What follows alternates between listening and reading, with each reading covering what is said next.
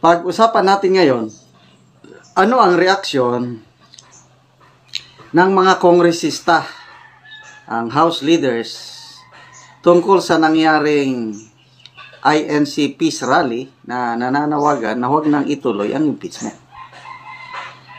Ito, mayroong interview ni Ted Filon sa House Secretary General. Nako, lumalabas dito sa interview ito na parang hindi nagpatinag ang mga kongresista. Para lumalabas na itutuloy pa rin nila ang impeachment complaint laban kay VP Sara. Dahil daw sa survey ng SWS na 41%, mas marami ang mga Pilipino na pabor sa impeachment. Kaya hindi sila natatakot sa dambuhalang rally ng iglesia. Okay, pakinggan natin itong interview ni Ted Filon sa House Secretary General. Apan ho ba ninyo ni Speaker, ito pong naging rally ng peace rally ng INC at nananawagan nga po pareho po ni Pangulong Marcos na wag nang magkaroon ng impeachment proceedings? Hindi ko kami pa nakapag-usap tungkol dyan because alam niya naman may session ho kami kahapon. But namomonitor naman namin no, na sinasabi nila it's non-political daw at gusto na lang magkaisa. Nakikisa naman ang Congress sa poll na yon. No? Pero yun nga, hindi mo maiwasan na ang House of Representatives po ay ating vanguard. No? Vanguard po yan, inelect po yan ng mamamayan. Ang mandate po niyan ay hindi lang pumasa ng batas, may oversight functions din po yan. No? Tinitignan po nila kung tama yung kunyari o ginagawa ng mga government official, yung paggamit po ng kanilang pondo, kung naaayon ho yun sa batas.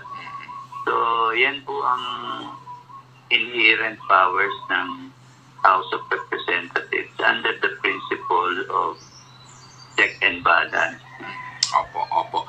So, yung po ang inyo pong pananaw dito po sa naging National Peace Rally no, ng INC. Ano ho naman po kaya, kung meron man, reaksyon dito ang Kamara, ang inyong opisina, Office ni Speaker, doon sa naging survey ng SWS na mas malaki ang bilang ng mga Pilipinong pabor umano sa impeachment ni VP Sara?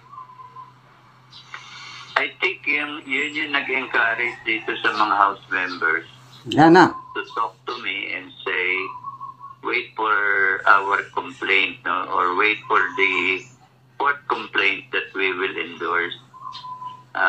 Kasi kung may support na talaga ng mamamayan, nagbigay ng lakas ng loob to sa ating mga House members na talagang seryosohin itong impeachment complaint na ito.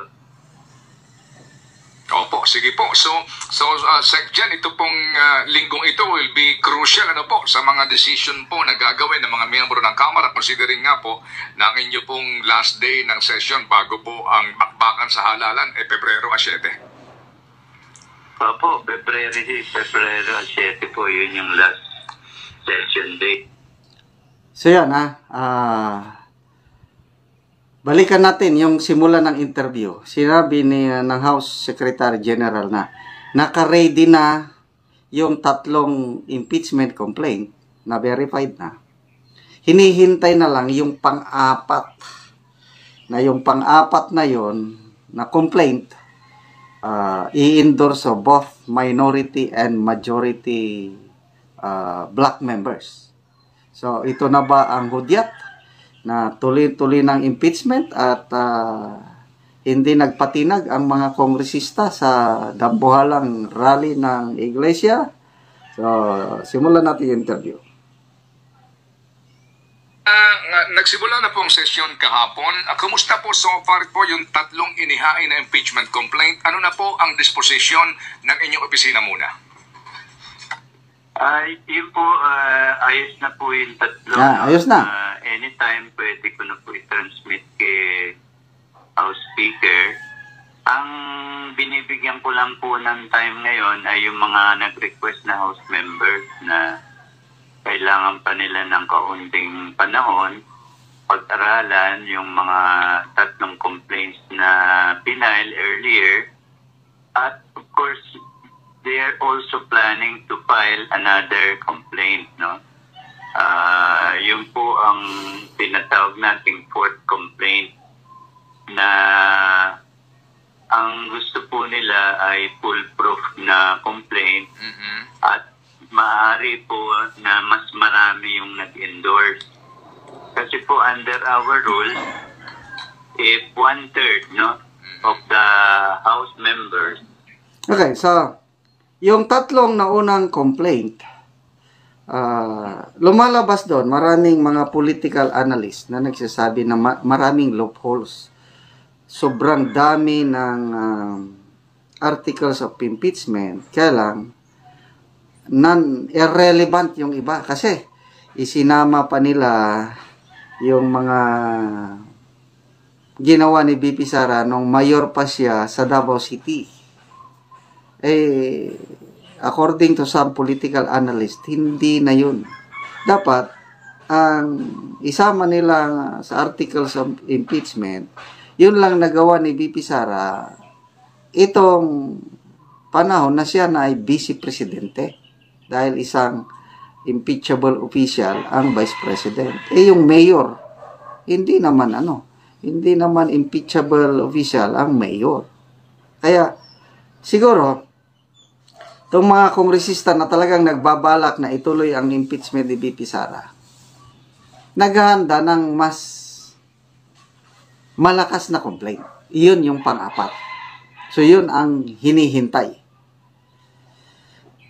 So, naka-ready na ang 3 na impeachment complaint na verified na, hindi pa umuusad, hindi pa trina-transmit sa Office of the Speaker dahil hinihintay itong pang-4. So, ang target nila, yung pahayag ng grupo ng Makabayan Black, Congresswoman Franz Castro, Teddy Casino at iba pa, February 7 ang kanilang target na pag-endorso na yung February 7, yun na yung target nila na makakalap na sila ng 103 signatures. Sa ngayon, pa lang, 6 pa lang na pirma ang nakalap. Kaya lang, ang mga kongresista na gusto talagang isulong ang impeachment, magkakaroon sila ng series of protest, mobilization rallies hanggang February 7, tapos mag-signature drive sila. They're hoping na makakuha ng maraming signature, millions ba, para pag naipakita nila itong signature marami, they're hoping na makonvince nilang mga kongresista na pipirma na doon sa resolution endorsing So, dalawang pressure na ngayon sa ating mga kongresista, itong INC rally, peace rally, magbibigay ng pressure sa mga kongresista na ayaw namin yan. Kasi, ang Pangulo nanawagan, huwag nang ituloy yan. So, ayaw din namin. Considering the fact na ang Iglesia ni Cristo is black voting ang style nila, malaking palaisipan malaking pressure yan sa mga kongresista. Anong unahin niya? Yung kanyang re-election bid, yung makakuha siya ng endorsement ng Iglesia, o yung sumabay sa Agos na i-impeach si BP Sara. So, ang pangontra ngayon ng Makabayan Black sa rally ng Iglesia ni Cristo ay itong signature drive din nila. So, ang Iglesia ni Cristo, more than 1.5 million ang attendees sa Luneta o Quirino Grandstand. Plus, sa iba't ibang location pa, aabot ng 2.5 million, 3 million, wala pang estimate hanggang ngayon. So, kaya bang tapatan yun ng Makabayan Black? Can they gather 1 million signatures? O 1.5? Kaya yan yung nakikita ko ngayon. Ang mga kongresista, nasa wait and see mood sila kung i-endorse ba nila yung impeachment o hindi. Kaya aabangan natin ang susunod na pangyayari.